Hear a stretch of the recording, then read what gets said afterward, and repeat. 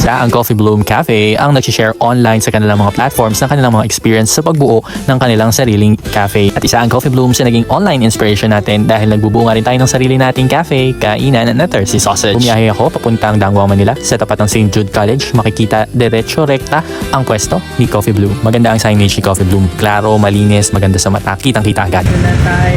Currently, ito ang kanilang menu. I-pause nyo na lang para basahin at pumili ng inyong bibilihin kung pasok ba sa inyong mga budget. Sakto, nasa harap namin ang reyna ng Coffee Bloom. Kinikilig ako na nakita at na-meet ko siya. Pagdating sa layout ng counter, maganda, malinis, maganda sa mata dahil ang plain lang ng pagkaputi at linis ng paligid. Direct to the point ang layout. Gagawin agad sa harap mo ang mga drinks at ikakat sa harap mo rin ang tiramisu ng aking order.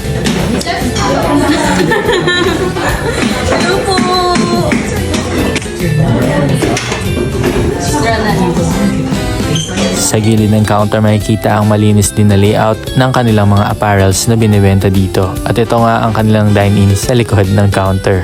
For 265, may enjoy mo na ang kanilang malaking slice ng tiramisu.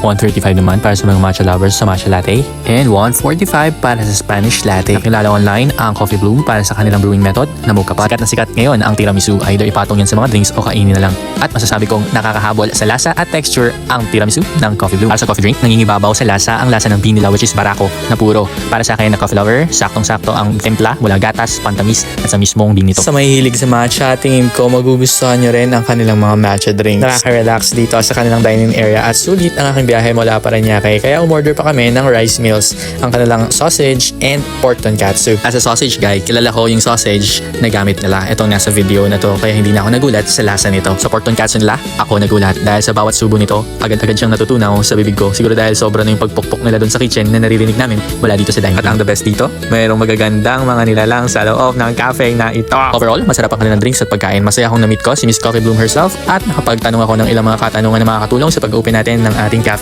Subukan nyo rin, masarap dito.